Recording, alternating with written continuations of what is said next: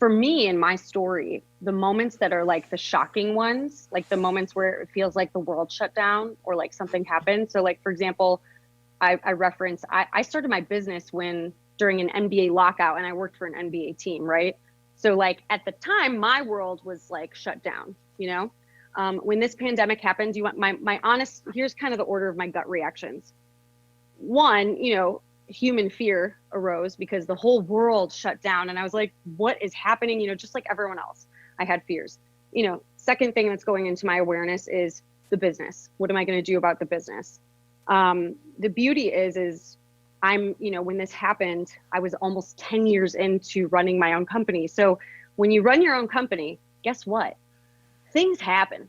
Lots of weird things come at you. So this was not my first experience with something, major. The truth is, and I think a lot of entrepreneurs share this, is I actually, when moments like that happen, I recognize them as key pivotal moments. And I think we have two options. We can look at it as, doom and gloom and destruction, or we can look at it as an opportunity to pivot.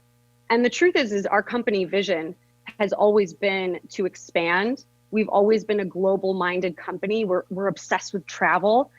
So part of our company vision was building in this remote model, the ability to create stories and edit and work with directors and crews from really anywhere in the world.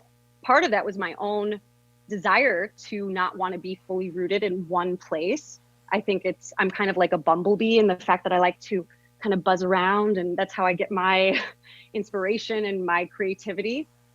So the interesting thing is this set us up and forced us to figure out ways of pivoting quicker than, the big picture vision was planning. I was planning on expanding to Los Angeles, Denver, years in the a couple of years down the road. This forced us to think a little bit quicker. So everything is digital. We actually have been working so well as a team remotely that about 3 months into working remote with the pandemic, we immediately decided to lease out our office space in Ferndale, which is beautiful. We have 5,500 square feet of, completely custom designed spaces.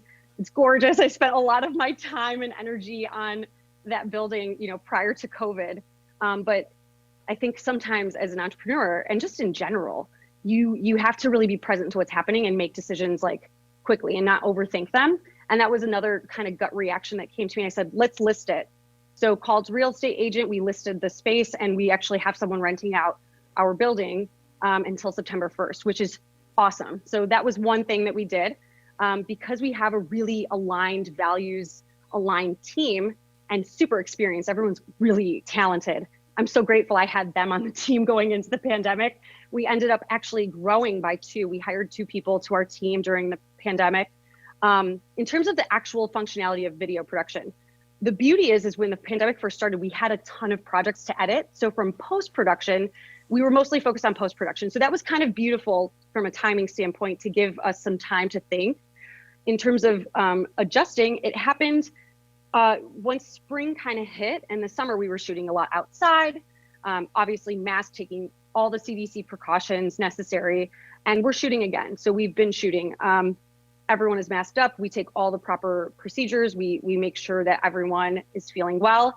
I actually had a don't come to work sick rule pre-COVID. This was always like part of our values. Like we just care about people more than profits. It's just who we are. And so I would always say, if you're not feeling well, just take the day, be human, take care of yourself. So kind of bizarre that some of our practices actually kind of alluded to this kind of new world that we live in. And it's actually another weird thing. So we travel a lot for work, right? And we'll do shoots in London. We were supposed to have a ton of shoots in Europe in 2020. And what we ended up doing is, this beautiful tool that we're speaking on right now, Zoom, is kind of magical. It's a little magical. Right now, we're in each other's spaces and we're in our own. So I conducted like 3 interviews in London just from here. So it's interesting, because we have a dynamic network of amazing, talented people from all around the world. We'll call those crews that know how we work. And I basically set it up so that we're directing it.